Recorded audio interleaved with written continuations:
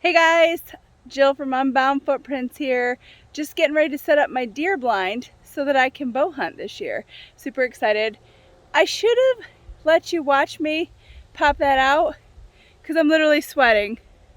Hope you can see it or not, but holy Hannah banana. There was a lot of cursing, a lot of frustration with setting this guy up. Basically what you do is it's all wrapped up in this cute little bundle that my husband did for me, which bless his soul. But you grab these strings like this and you just pull, and the whole thing is supposed to just like pop open. Well, it didn't really work that way. Wow, okay, so I'll give you a little roundabout here of it. So it's got this nice door right here. All of these little guys are adjustable, but it's pretty good size. So this is not my first year hunting, but this is the first year that I'm gonna set this guy up all by myself. The bugs are kind of atrocious. They're like getting in my eyes and stuff. Ugh. Anyway, let's get it done. All right, Depot.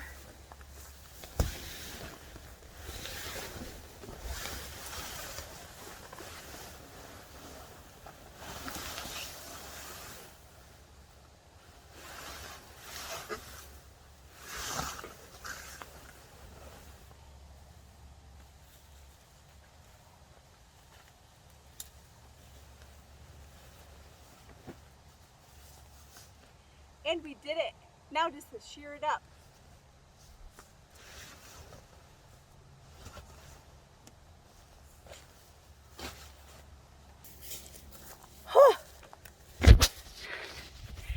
So we got her in.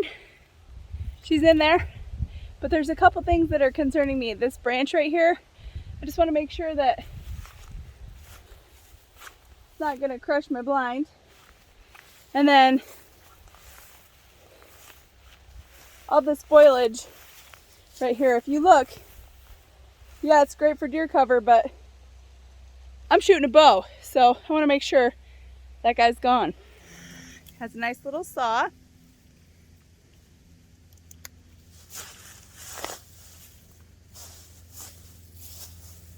This tree is called the autumn olive.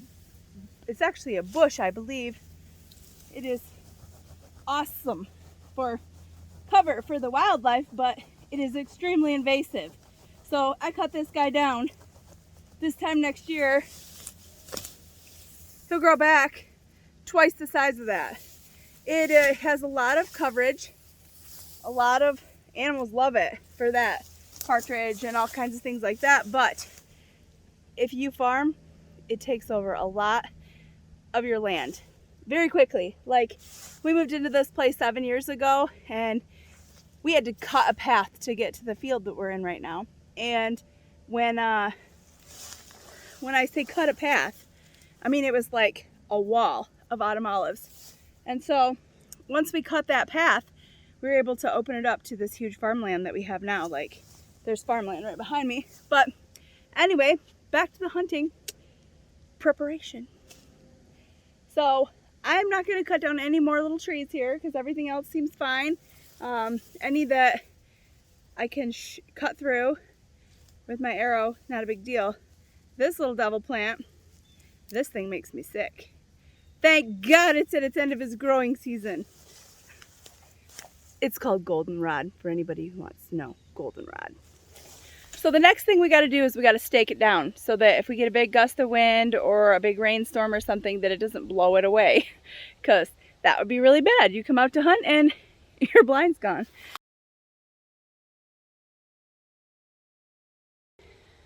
So I'm going to show you how my husband taught me to do it. It's the only way I know how. I've helped him multiple times set up these blinds, but oh, the bugs are atrocious today. It's like 70 degrees here in Michigan, so it's not surprising that the bugs are out, but I just don't want them out right now. We're going to use these stakes. We're going to use a sledgehammer. We're going to pound this bugger in the ground.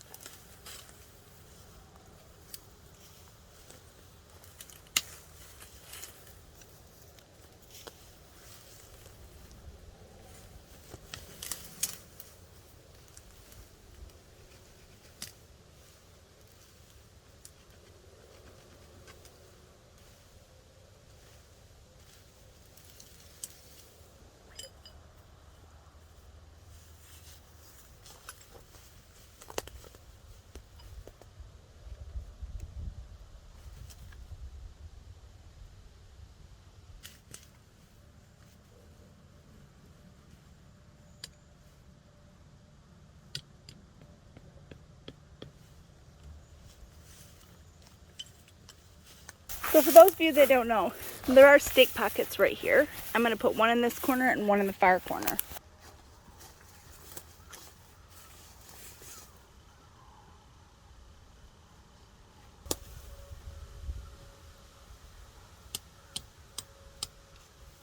And I don't pound them in all the way because they're a bugger to get out when the ground is frozen.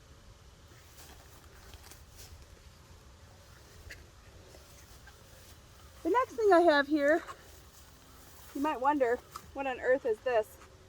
Well, this is the rest I made for my crossbow. So I just used pool noodles, some of that elastic wrap that you can get at the vet store or the farm store. Elastic wrap you can get at the farm store. And 2 crappy pieces of wood that are my stakes and a broken cross piece. So I'm going to take you inside my blind. I'm going to show you how I put it up. We're going to feed it right through the window. This is how I did it last year. Oh yeah, I can't forget about my chair. It's an office chair and it's adjustable, so I can adjust it to whatever height I want. And it's thin enough that I can wrap a blanket around myself if I want. Well, after struggling immensely to get this chair in here, I finally got it in here.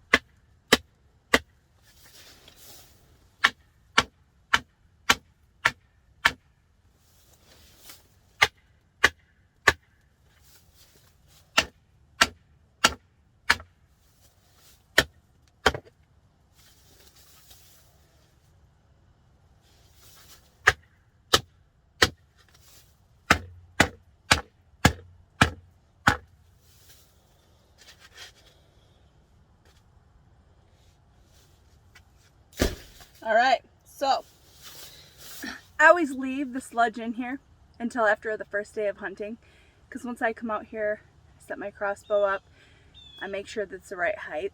I come out really early so that if I have to, I can adjust it.